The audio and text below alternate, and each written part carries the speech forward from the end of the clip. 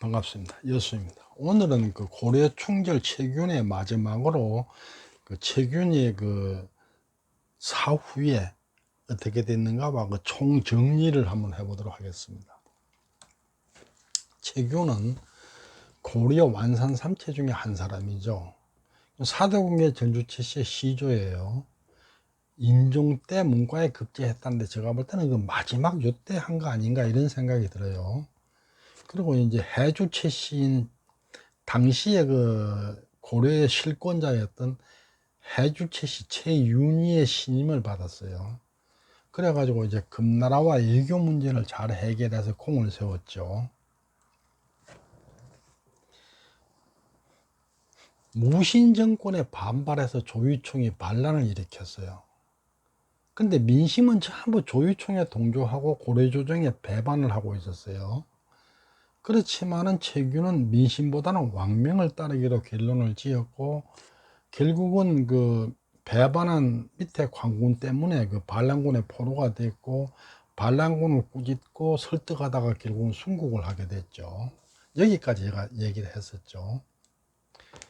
고려사 열전 최균전에 보면은 최균은 초서와 예서를 잘 썼으며 글재주와 관리로서 행정 능력이 모두 뛰어났다. 굉장히 유능한 사람이란 얘기죠. 공부를 잘하는 사람이에요. 그러나 크게 쓰이기도 전에 죽었으므로 사람들이 모두 애석하게 여겼다. 최균의 순국은 학문과 능력이 모두 뛰어난 관료인데 포로가 되어 끝까지 반군을 설득하다가 순국하게 되었죠. 근데 그 능력과 충절을 모두 겸비한 관료라고 기록이 되어 있는 거죠. 가장 모범적인 신하라고 역사책에 적혀 있어요. 죽은 뒤에 예부 상소로 추정되었다.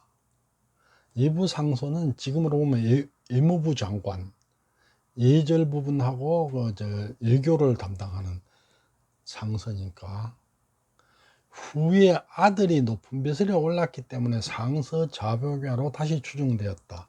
아들은 최보순을 말해요. 최보순이 평장사가 됐죠. 그러므로 해서 이제 상서 자복야로 추정됐다. 최균의 추정을 보면은 순국한 공으로 외부 상서가 됐고, 아들이 재상에 올라서 상서 자복야가 됐어요. 근데 상서 자복야는 정이품, 육부 상서는 정삼품. 그러니까 육부 상서보다 복야가 더 높은 벼슬이에요. 여기는 이제, 근데 이 복야는 정이품이지만은 재신으로 보지는 않아요. 그러니까 제추에서 추신 쪽으로 보죠. 그러니까 이제 상서 자복야는 재신으로 보질 않고 팔자로 분류를 해요. 여기 뭐냐면은 이쪽은 재신이고 이쪽은 추신 이렇게 말하죠. 그러니까 정이품이지만은 재신은 아니다. 아들은 최보순과 최보연 형제를 두었는데 둘째 아들 최보연은 벼슬이 공부상서에 이르렀다. 여기 둘째 아들만 적은 이유는 최보순은 정기가 따로 있기 때문이에요. 워낙 높은 자리에 있었기 때문에.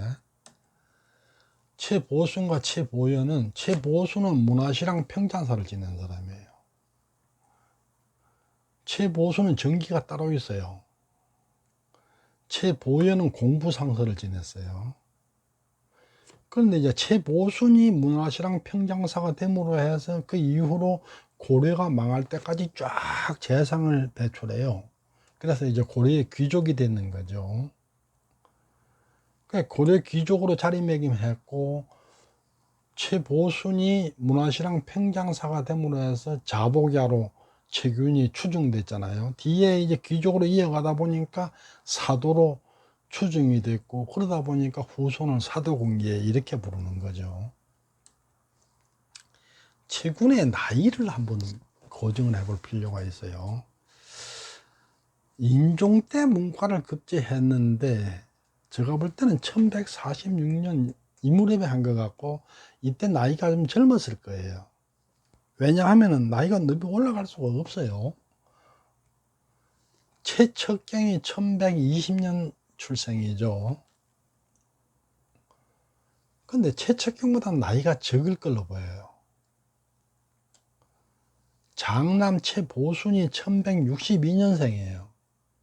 그러면 최측경하고 비교해보면 42살 차이 나잖아요. 근데 그 고려시대 같은 고대에 42살 먹은 사람이 장남을 낳는다? 뒤에 차남도 있고 딸도 있고 그런데 좀 이게 이상하죠. 그거 안 되는 얘기죠.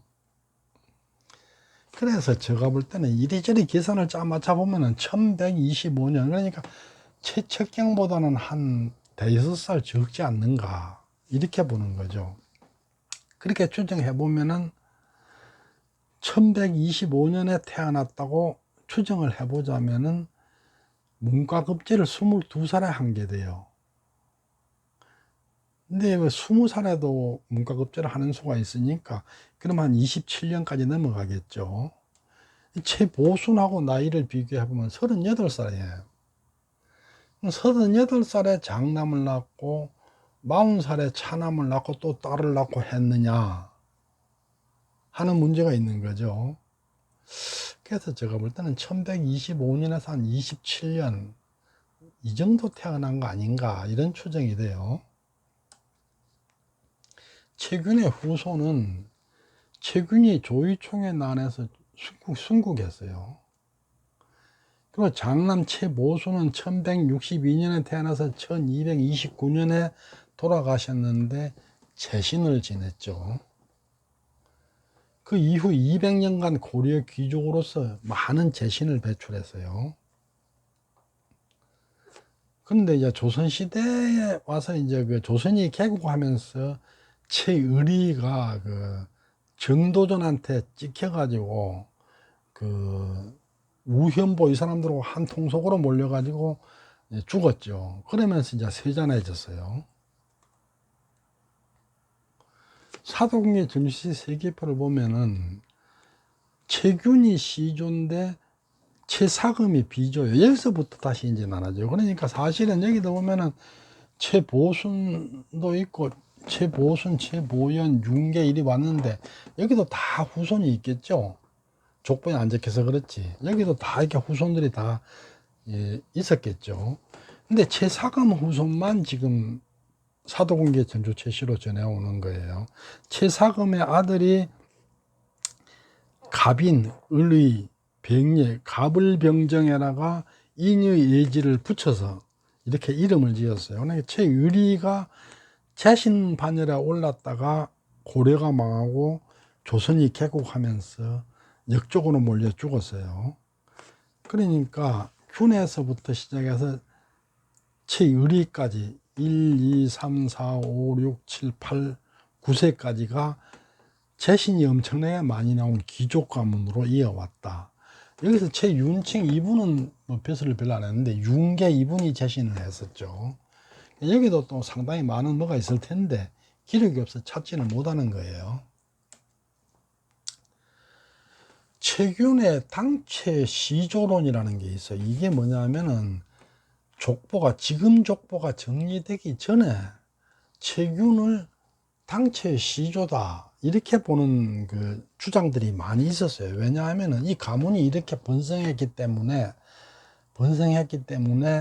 이걸 이제 자기네 가문으로 연결하려고 했는 거죠. 그걸 한번 보면은 족보 출연하기 이전의 문헌에 상당히 자주 등장해요. 비문이라든지 행장 이런 데에 자기 자신이 최균의 후예다 이렇게 적은 사람들이 제법 있다는 얘기죠. 결국은 조상미화의 방편으로 자기 가문이 화려하다고 자랑하기 위해서 최균을 끄집어 넣는 거죠. 문열공계에서는 문경부에서는 문열공 최순작이 최균의 조상이다 이렇게 이제 간주를 해요. 그러면서 세상에 나돌고 있는 문열공 최순작이 최균의 후손이라는 설을 부인하는 고증을 해요.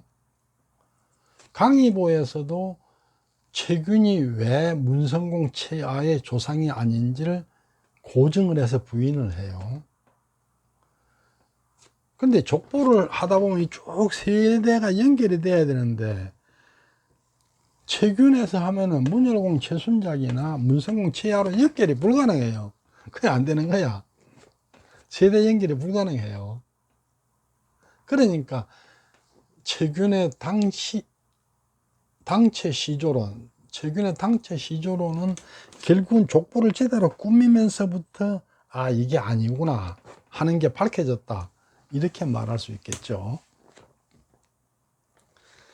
고려 충절 최균에 대해서 모두 살펴봤습니다. 다음번에는 이제 최균의 후손 사도관계 가문에 대해서 살펴보도록 하겠습니다. 경청해 주셔서 감사합니다.